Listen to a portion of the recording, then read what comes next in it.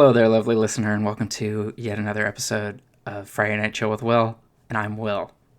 So thank you for joining and tuning in tonight. I hope you guys have all had a pretty great week. I've been having a pretty good week because I upgraded the little set we got going on here. If you're watching the video version of the podcast tonight, you'll notice that, things look a little bit different. I got some LED strips hanging up now. We got an LED light over here. We got another one over here. And we're just adding dimension to your visual experience for Friday Night Chill. And I hope you guys enjoy it. I will probably be tweaking with this little by little to improve it. But I'm really digging how it looks. I think it looks really cool. So I'm really excited about that. So if you're listening to the audio, none of this matters. But I just want you to know that the vibes are definitely improved here. So that's great. So anyway, let's just jump into tonight's topic. I've been pretty lucky, all things considered, I think, for 2024. The topics have just kind of, fallen into my lap. Things have just kind of happened week by week, and I'm kind of grateful for that. And I just kind of want to preface this entire conversation that I am just expressing my opinion on this subject. In particular, I'm not trying to attack anyone because I will be using personal examples and just people as examples. And I just want it to be clear. I'm not trying to attack anyone. I'm not trying to say someone is some way or the other. I'm just using the information that is publicly available to just kind of analyze and provide some my thought process on just sort of these things. So first of all, I'm sure you're asking yourself, well, what the fuck are you even talking about tonight? It's a very good question. So tonight we're talking about content creation and making money on the internet and just kind of how that works. And just kind of my personal experience with that and just kind of the nature of it and how I feel it's changed. Because if you are new here and you haven't been on my channel very long, I've been posting YouTube videos for quite some time, since I want to say 2009. I got a camcorder from my dad for my birthday. I think it was my 16th birthday. And I was just filming a bunch of stuff. One of the first things I wanted to do was review Power Ranger toys. That was the first thing I did. So I got some figures that I had, and that I still had the boxes for, and they were semi-relevant and kind of new-ish at the time. They were definitely on shelves during the time I was, making a video about them. And I didn't even have a tripod. I was just balancing. I think I put the camcorder on my living room couch's armrest, and I reviewed the things on my family's coffee table. I don't know. These videos are still publicly available, so just go back as far as you can on my channel, and I'm sure you'll find them. They're not great. But it was just something I wanted to do. I wanted to make videos on the internet, reviewing toys, because I was watching other people on the internet do that. And I thought, that's really cool. I want to do that because I was starting to get into collecting. I was finally kind of getting my own money in some form. And so I wanted to start getting into collecting a little bit. And that's just what I felt led to do. And that was kind of a cool time because it was just a thing I was doing for fun. There was never any pressure behind it. And it was just purely something I wanted to do because I had the camcorder and I wanted to make stuff. And people seemed to be enjoying it. And I think that's more so because of what the landscape looked like at the time. This is around 2009.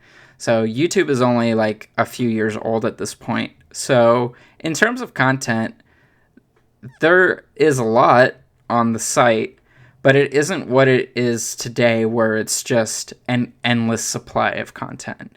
There was definitely like, there was a somewhat finite amount of content depending on, you know, the topic or your niche that you were interested in looking up. You know, in this case, it would be Power Rangers. And, you know, most of the content on YouTube during that time was mostly like fan edits of like existing footage and stuff, or music videos and stuff like that. And then there was like a handful of like toy reviewers who were like really good and, you know, kind of going viral, for lack of a better word. And viral meant a very different thing back then. And I don't even know if that's the right word for what was happening, but that's what it was. That's I guess that's a way to describe it. You know, they were just, you know, reviewers gaining traction on the platform.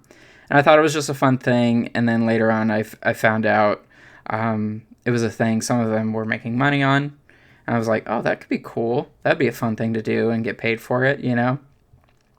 And so I just kind of like made stuff. And the idea of making money for doing YouTube stuff was always like something that appealed to me, and I thought it was cool, but it was never something I got too hung up on. But it was something I was able to do. Those earlier videos of me like just kind of messing around with my camcorder, a lot of them were just me filming stuff in my room. It was like me, the camera was on me, and then I was just like reviewing the toy, which was a little bit different than most other reviews of that time, because most people were just like, you know, behind the camera. And so I kind of changed it up a little bit, and I don't know if it's just like probably me being a narcissist a little bit. I just wanted to be in front of the camera and like show you the thing. And that's just what I did. And for whatever reason, those videos got pretty popular. I mean, you can look at the view counts on some of them. There's some of them have like over 100,000 hits, and I'm just like, that's really weird to think about, that many people possibly have seen me on the internet at some point, or at least a 16-year-old version of me on the internet. Kind of a weird thought. I've never really thought about it too deeply, but when I start to, it's kind of weird, but it is what it is. Those videos still exist, and, you know, luckily nothing malicious ever came of it. There was just like an occasional like bad comment or something like that, you know, someone calling me a virgin or something like that. The usual like trolly comments. It affected teenage me a lot more than, you know, adult me now. But, you know, that was a thing I was doing. Because I was doing those and those were getting so popular, the threshold for the partnership program was a lot lower than it is now. It got lowered. You know, it used to be like you needed like 500 subscribers, or it used to be you needed 1,000 subscribers, and now it's 500. It used to be you didn't even need a certain amount of subscribers. It was just if you were meeting certain just criteria of making content. Really, I think it was just like anybody could do it, because I think there were just not that many people part of the partnership program at the time, because YouTube wasn't getting ads in the same way that it is today. So, you know, I was a part of the partnership program for a few years, and I got a decent amount of money for it every now and then. It wasn't all the time. It would be like every like couple months maybe I'd get like a solid 100, 150, you know, nothing crazy. It wasn't anything, you know, wild or anything like that, but it was cool to like, it did feel validating in a way to kind of get that and just be like, oh, cool, I got paid to do that thing I really enjoyed doing. But, you know, the rules of YouTube changed, and like things happened, and I wasn't maintaining the channel in the same way. Just the way I wanted to make stuff was changing, and so the partnership program for me ended, and I wasn't a partner anymore. And so now my channel's been back at square one ever since. And it's been whatever. I don't really care that much about it. I've just been kind of focused on having a normal job. So I'm bringing all this up because there's been some discourse the past like day or two at this point. It's been over a couple days now. I don't know why it's been so long. But there's been some discourse over, like, I don't know, the amount of money people are making and just the way your audience consumes your content, and just kind of like, just kind of complaining generally about your presence on the internet and just like your engagement. And I think one of the quickest ways to get people disinterested in anything you're making on the internet is to complain that no one is watching it. And I understand the sentiment of the creator to be like, man, this really sucks, this thing that I'm working really hard on. No one's watching it. No one cares about it. I understand that feeling because I've had that feeling. I've experienced that a lot of times. You know, a lot of my content isn't the best, but there's definitely been projects that I've worked on and that I've put some real decent effort into, and that just wasn't received with that same, I guess, enthusiasm that I had, you know, making it and putting it out. And that's not like the audience's fault that they just didn't resonate with, you know, the thing that I was making. It's kind of, when stuff like that happens, it kind of boils down to like kind of your fault because you're not paying attention to what people are responding to.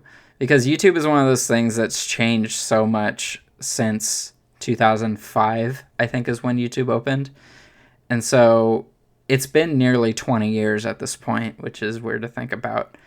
And the platform has gone through phases, and I've tried kind of my own way of adapting to those phases, I guess, because my channel's kind of had eras, for lack of a better word. You know, we had the initial review era, which was just kind of the ones that were just kind of dumb. I wasn't really thinking about them, but those just got like stupid popular for no reason. And then there was like me actually, you know, sitting down and trying to provide a more structured, traditional review for other stuff. And that was like fine. That was probably my most consistent era, if I'm honest. And then we kind of had my little, I guess, reporting era, where I was just kind of like reporting on news with like Power Rangers and stuff like that. That was just kind of the thing I was doing. And then there was another era that definitely happened. And then now we're here in this era, the Friday Night Chill era. The sort of more laid back and just kind of talking about whatever I want era, and trying not to be one particular thing era. And I think that's important when you're making stuff. And, you know, being stagnant is definitely comfortable and definitely easy because you kind of know the flow of what to do because you've done it that specific way for so long. But I think it's also pretty ignorant to ignore just trends and like what's going on with them, especially when you're making stuff on the internet, because the internet is the home of trends. And it's especially YouTube. Like YouTube has, like, just like my channel's gone through those phases, YouTube's gone through phases. You know, we've had the sort of DIY era. I would say the past couple years we've been in that sort of commentary style podcast era. So, you know, YouTube has evolved and changed, and, you know, different types of content gets pushed out, like, throughout the years. If you're paying attention, we had the makeup guru kind of era where, like, I would say a lot more people than normal were getting, like, recommended, like, makeup channel videos that some weren't even really interested in makeup, but they were just kind of getting involved in that kind of community. It just kind of depends. And I think when you try isolating yourself and don't pay attention to stuff like that, it's good that you are, I don't know, like, standing firm in what you want to do creatively.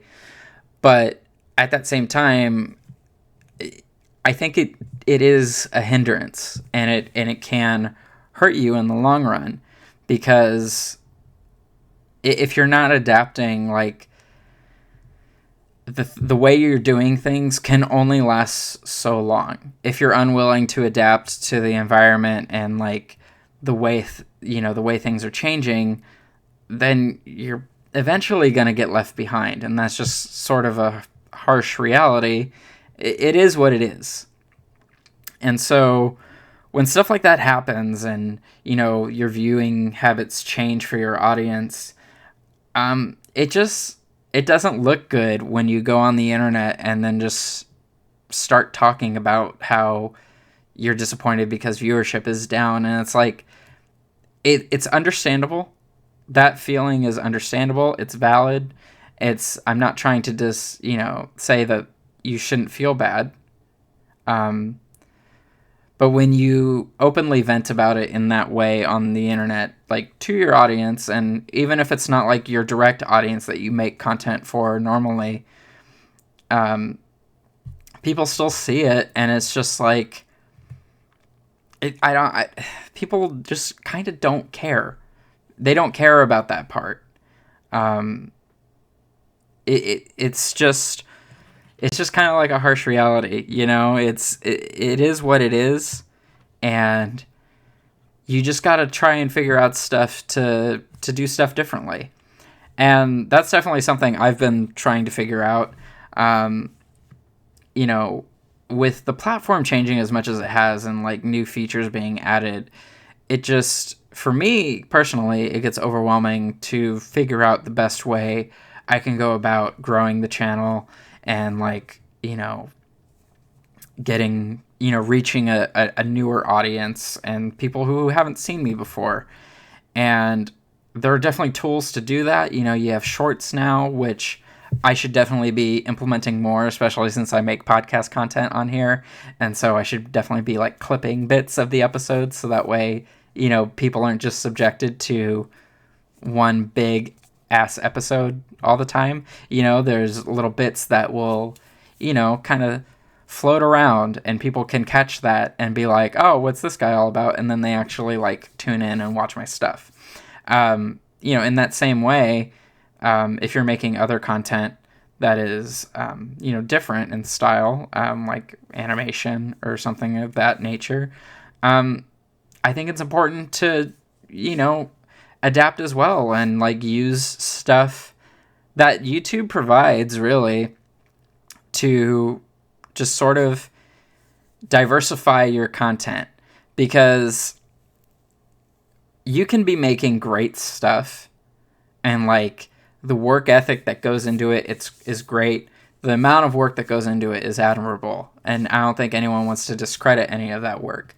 But at a certain point, it just kind of all looks like the same thing, and it looks like it hasn't changed that much. The only thing that's changed is some of the effects have gotten a little flashier, or some of the things have gotten a little smoother because software has improved and you're able to edit things a little bit differently. And they are definitely significant changes, and those are definitely, like, good things, and they're definitely quality in terms of what you're looking at. But if the content isn't changing in any meaningful way, I don't think people are willing to stick around very long for stuff like that. And so eventually people's tastes change, and they start leaving because they want to consume content on this niche thing, But if you're doing the same thing you've always been doing, it's just kind of you're fighting an uphill battle, and you got to be willing to just kind of experiment with your format a little bit and change up a few things. And it's not asking you to rebrand the nature of your content entirely, but it's just to just change up some stuff, like just the way you're going about making stuff, like what you're talking about specifically. It's just little things, and I really think it isn't as big of a thing as people want to make it. Now, the thing about sharing like that information about viewership being down and stuff like that, and how it affects your revenue, and how much income you're making, basically.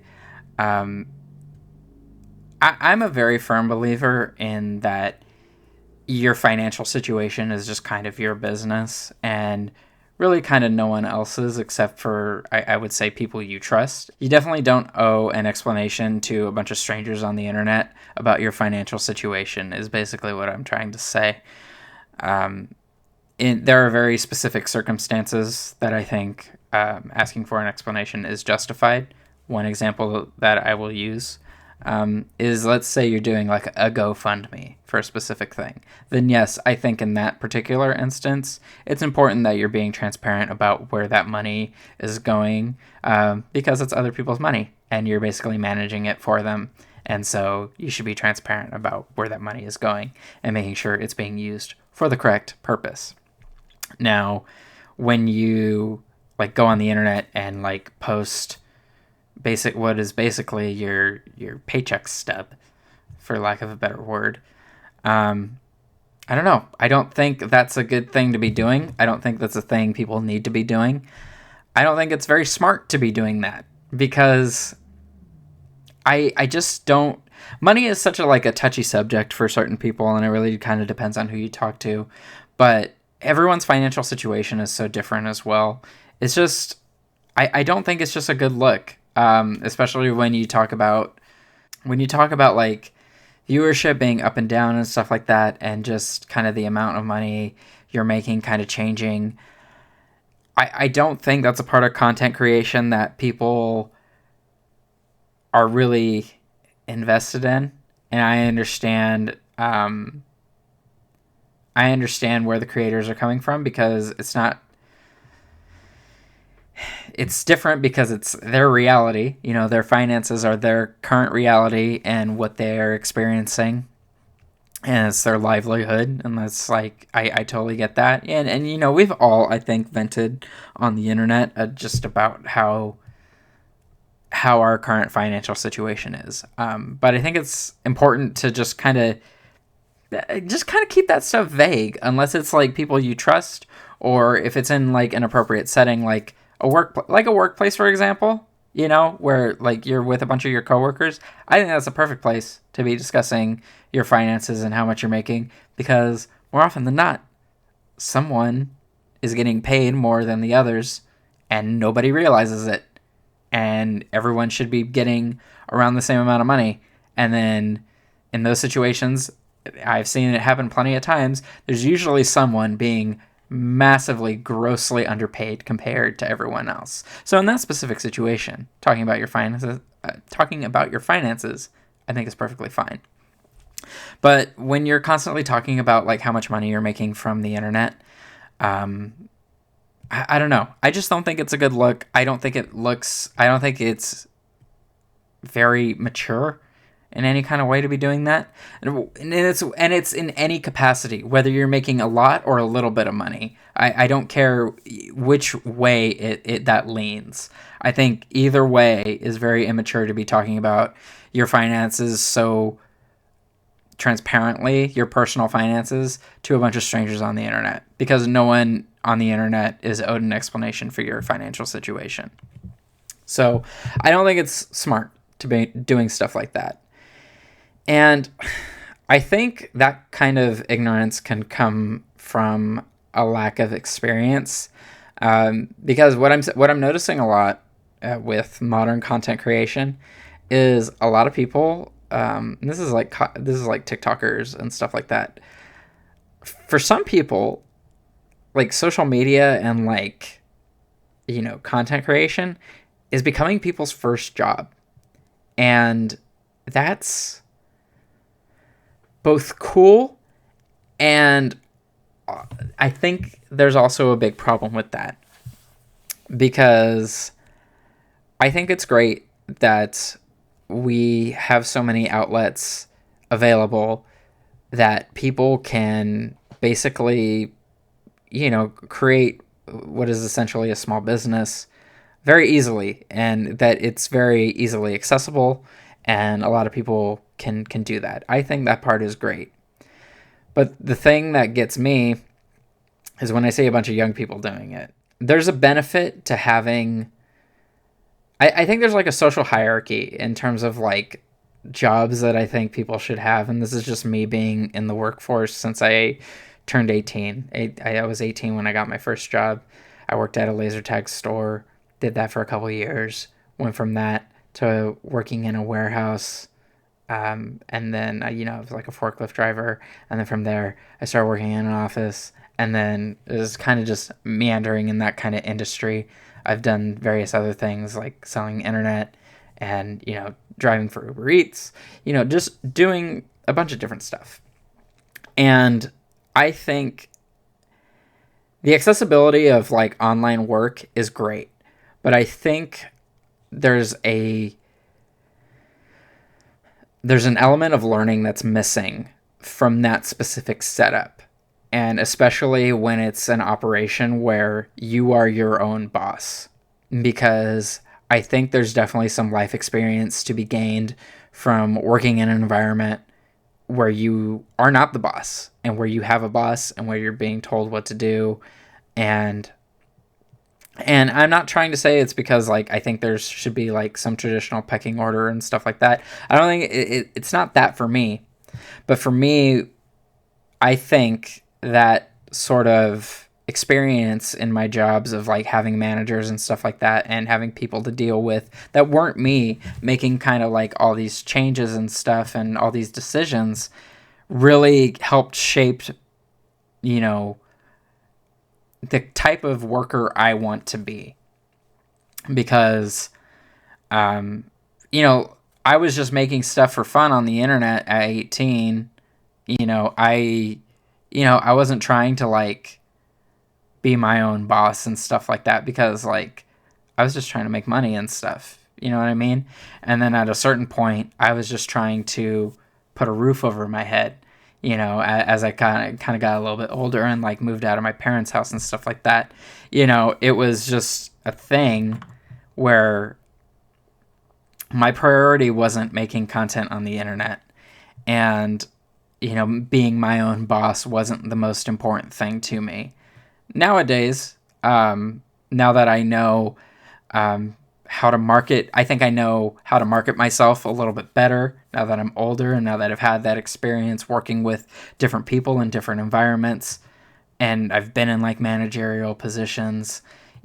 I've been able to just kind of shape my job experience in a way where it's like I have more control over stuff now, so I can like kind of trust myself more if I were ever to be in a position where basically I would be my own boss. So I'm more prepared now, I think, to be like to like do like content creation and stuff like that, and make money doing it, than I would to be like 18, 19, 20 years old. Because I think there's a significant amount of life experience that you're lacking when you're just doing that and that's like your first job. So, and I know that sounds harsh, and I know that's not an accessible thing for everyone. Some people don't have a car, or they're too far away from like, different places. So like online based jobs are kind of what they have to do. And I totally understand if that's what you have to do. You gotta do what you gotta do, especially in this economy, man. It's fucking rough out here. But I don't think enough people's expectations of, what the job market is, align correctly. And I think there's a lot of misconceptions about it. And, I think it's just really important that if people want to go into like content creation, that you have a solid foundation, like doing like other jobs first. And I really think that if you're younger and you're like just starting out on the internet, I don't know. I just think it's very important that you build a solid real life work foundation first before you start, just kind of being your own boss. Because I think you kind of like, you miss out on stuff. And then when it comes to talking about specific subjects, you kind of sound ignorant in certain aspects, and you just end up not coming across as good as you should be. So, that's all I'm going to say, really. I hope I was clear in what I was talking about tonight. Again, I'm not meaning to attack anybody. That's not the intention of what I was doing tonight. I just kind of wanted to talk about content creation and just kind of my experience with it.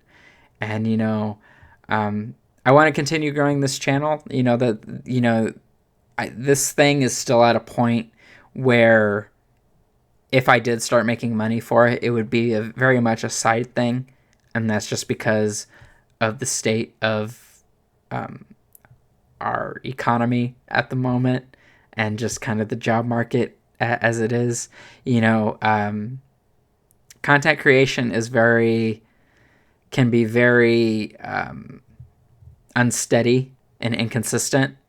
And so you really gotta, if this is a thing you want to do, you really gotta find ways to adapt and I don't know, man, you gotta figure stuff out and you gotta figure it out fast. I have friends that, do art for a living, and it's rough out here, man. It's rough out here. And for me, my biggest thing is stability. That's just kind of like something I need. And when it comes to content creation, I know that at this point in my life, it's not really a thing that it can be.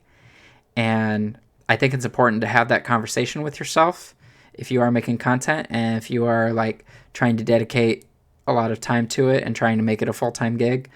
I really think it's important to have that conversation with yourself and being like, is this really feasible? Is this really something I could be doing for sure right now? Because maybe it's just not the right time. And that's kind of what I've figured. And maybe it's just something I tell myself to make myself feel better. But I don't know. Like, I think everything happens when it's supposed to for people. And like, if you're making stuff and if you've been making stuff a long time and you just feel like maybe you haven't found your niche or you haven't found your audience yet, I think you just got to keep doing it and you'll do it. And I think if it's supposed to be a thing where, you're very clearly supposed to be doing this one thing and like making stuff for a living, then I think those signs will become clear that you should be doing it. But it also could be a thing where maybe you're just in a season where you just need to take a break and do something else. We're on this planet for so long, depending on how you look at it, around maybe 80 years, on a good day. And I don't know, man, you can just do so much in this life. And I think it's perfectly reasonable to go through seasons where you just kind of take a break from a certain thing. Even if you were like doing it forever, maybe take a break from it and like figure out something else to do. And then from that, maybe you find a new perspective for the thing you've always been doing. I don't know. But I just think it's important to just have conversations with yourself when making content creation, and just having those candid conversations with yourself and just being like, is this reasonable? Is this feasible? And should I be doing this? So, yeah, that's kind of all I wanted to say tonight. Again, hoping I wasn't being a dick. I wasn't trying to be a dick. I'm not trying to attack anyone. It's not what the purpose of this was. I'm just trying to give some insight on all this. And, thank you all for listening and bearing with me. And for tuning in. I appreciate it. If you guys are new to the show, to the channel, to Spotify, wherever you're listening to this, make sure you hit subscribe and like the video or rate the podcast, whichever one of those things you feel led to do. I would greatly appreciate those things. And follow me on all the social media stuff, TikTok, Instagram, and I'm on Blue Sky Social now because that opened up to the public this week. So yeah, if you'd like to follow me on there, I'm on there now, and I will probably be redirecting a lot of my posts regarding the podcast to that specific platform because I don't want to use the other one because I'm over it.